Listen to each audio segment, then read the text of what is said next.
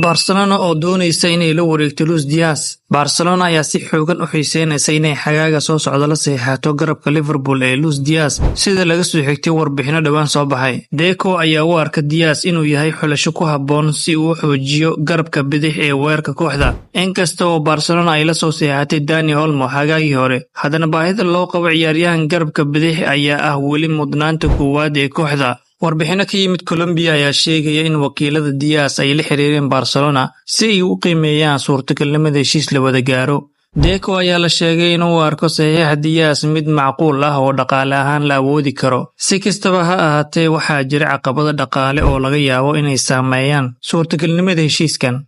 Inkasta oo Barcelona ay kordhisay miisaaniyadeeda mushaarka ilaa 37 milyan oo euro, haddana weli waxaa jira xadidaadyo dhaqaale oo ay tahay in la tixgeliyo. Sidoo kale qiimaha lagu qiimeeyo Diaz ayaa lagu soo waramayaa inuu yahay 80 milyan oo euro, taasoo noqon karta caqabad kale oo dhaqaale. Dhinaca kale, Liverpool ayaa la sheegay inay doonayso inay sii haysato Diaz, gaar ahaan iyadoo ay jiraan warar sheegaya heshiisyo kafaalo qaadasho oo cusub oo kordhin kara awoodda dhaqaale ee kooxda.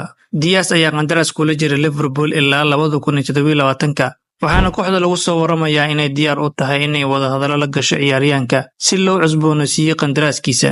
Ugu dambeyntii, inkastoo xiisaha Barcelona ee Luis Diaz uu u muuqdo mid dhab ah, haddana waxaa jira caqabado dhaqaale iyo tartan adag oo ka imaanaya Liverpool oo doonaysa inay sii haysato ciyaaryahanka. Sidaas darteed, waxaa la arki doonaa sida xaaladdu u horumarto bilaha soo socda iyo haddii Barcelona ay awoodi doonto inay hesho saxiixa garabkan tayada leh.